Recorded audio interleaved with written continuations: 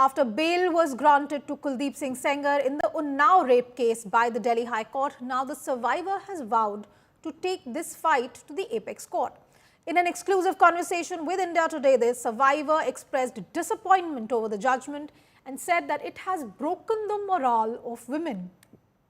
She further said that her life is in danger with the convict getting bail. The survivor, along with her mother, staged a protest at India Gate against the judgment on Tuesday evening. The police removed the protesters, stating that demonstrations are not allowed at India Gate. Currently, no one is in police custody. Remember, just yesterday, the Delhi High Court had imposed several conditions on Sengar's bail, including a ban on being in the survivor's vicinity. There are restrictions on Sengar against contacting her or any family members, and he must report to the police every Monday to ensure his whereabouts. However, Kuldeep Singh Sengar will not be released from jail just yet, because he is also serving a 10-year sentence in another case related to a custodial death. मुझे ये भी लग रहा है कि जब rape में उनको जमानत मिल गई तो मर्डर केस में तो मिल ही जाएगी, क्योंकि हाईलाइट मामला मेरे साथ रेप किया, एक लड़की के साथ रेप होता है, उसके पिता को अपने भाई से मौत के घाट उतरवा दिया जाता है, उसके बाद में ऐसा हो रहा। तो ऐसा देश में पहला ऑर्डर है कि रेप के आरोपी को बेल मिली हुई है। ये हर बेटी की हिम्मत तोड़ दिया इस जजमेंट ने। इस जजमेंट में हर बेटियों का इंसाफ लेना हिम्मत तोड़ दिया है। ऐसा हुआ है मेरे साथ में, और हम नहीं बैठेंगे जब तक कुलदीप सिंह सेंगर की बेल खारिज नहीं की जाती है, जब तक हम शांत नहीं बैठेंगे, चाहे मुझे जेल ही न जाना पड़ जाए। भाई, अगर उनको निकाला जा रहा है तो हमें जेल में रख दिया जाए ताकि हम सेफ हो जाएं। मेरी फैमिली, मेरे पैरोकार, मेरे गवाह सब सेफ हो जाएं, क्योंकि सबको डर है। बाहर से खुद नहीं टॉर्चर करेगा। 5 किलोमीटर न मदर से न विक्टिम से मिल सकता है, न आ सकता है। कुलदीप सिंह सेंगर तिहाड़ जेल से उनके ऊपर सुरक्षा का मैटर लगा था, उनके पास भी सुरक्षा थी, उनकी सुरक्षा हटा दी जाती है, और उसके दूसरे दिन बाद गैंगस्टर और ये सब केस लगा के वो उस बंदे को 50 दिन उन्नाव जेल में रखा गया।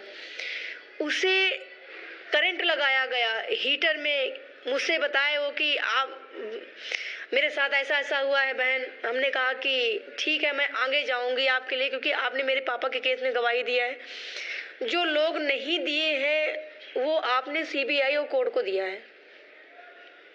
उसके बाद में उनको 50 दिन जेल में रखते हैं, उनको मारते हैं, उसके बाद में फिर छोड़ते हैं।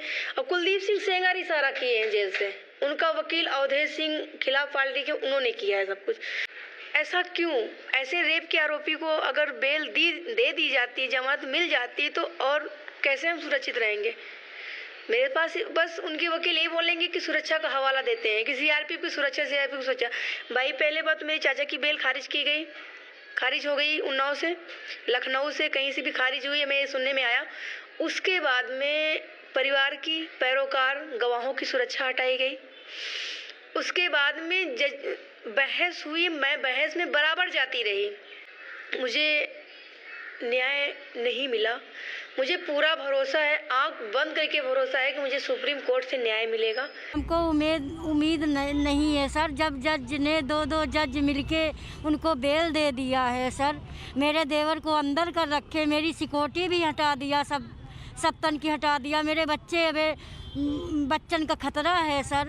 हम कैसे जिएंगे, कैसे रहेंगे? सब बहन बेटियों के साथ ऐसे विधायक एमएलए के, बीजेपी के विधायक रेप करेंगे, उनको छोड़ दिया जाएगा। एक नारा यही है, बेटियों के साथ हम हमेशा न्याय के लिए लड़ेंगे और लड़ते रहेंगे। मुझे इस चीज़ में खुशी नहीं है, मुझे राहत नहीं है। उन्होंने मेरे बड़े पापा को मारा था, फिर मेरे पापा को मारा, फिर मेरी बहन के साथ ये कांड हुआ। वो बाहर तो आ गए हैं, लेकिन हम लोगों के ऊपर खतरा मंडरा रहा है सर। और अभी क्या पता बाहर आने के बाद हम लोगों को, मेरे पूरे परिवार को खत्म कर दे। अगर उनको बाहर निकाल दिया है तो हम लोगों को जेल के अंदर डाल दे, कम से कम हम लोगों की जान तो सुरक्षित रहेंगी वहां पर। मेरा परिवार सुरक्षित तो रहेगा, हम लोग जिंदा तो रहेंगे। इन लोगों के हाथ से मरने से तो अच्छा जेल की रोटी खा ले, वो ठीक रहेगा। पूरी दुनिया जानती है कि कितना बड़ा गुंडा है वो, उसको किस तरह से उन्होंने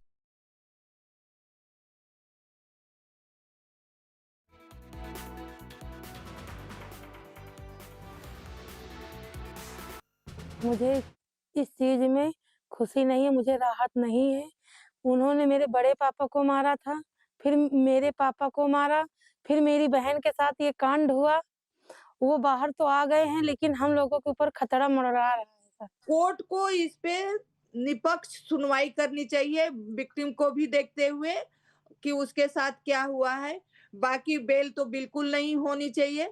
जो भी उन्होंने अपील करनी है किया हुआ है, तो उस पे सुनवाई हो और उनकी सजा बरकरार रहनी चाहिए, क्योंकि उस परिवार को अभी भी खतरा है, क्योंकि उसके भाई मिले थे, वो कह रहे थे कि हमारी जो 3 बच्चियाँ हैं, छोटी-छोटी हैं, उनको हम स्कूल नहीं भेज सकते, हम सुरक्षा के अंदर में रहते हैं, हम जॉब नहीं कर सकते। तो वो आदमी अगर बाहर आ जाएगा तो फिर उसका क्या हाल होगा? And Nalini Sharma now joins me on this story. Nalini, this judgment of the Delhi High Court has seen so much protest by the family of the victim. We've been reporting on how this entire trial had to be transferred to Delhi. There was so much. The Supreme Court had to step in when this case had happened. And now the survivor is saying that she will go back to the Supreme Court against this bail. What more do we know?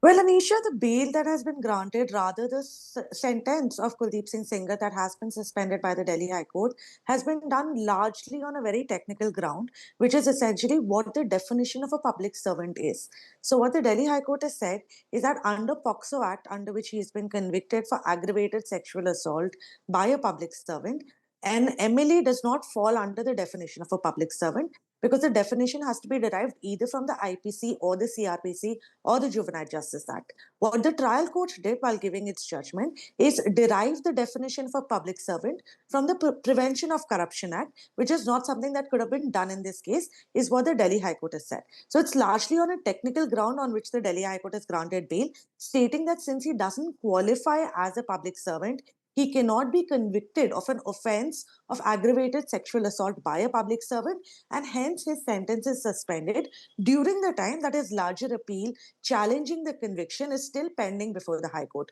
Remember, there's not the final verdict, but as is the right of the victim or the survivor in this case, as well as others, to challenge this before the Supreme Court. They've clearly Okay. stated they'll do that. So the matter is once again going to land before the top court, and it remains to be seen what the Supreme Court does in the case. All right, thank you very much for that, Nalini. The survivor's family clearly saying they will challenge the suspension of sentence. We'll keep a close eye on how this will work out in the next few days.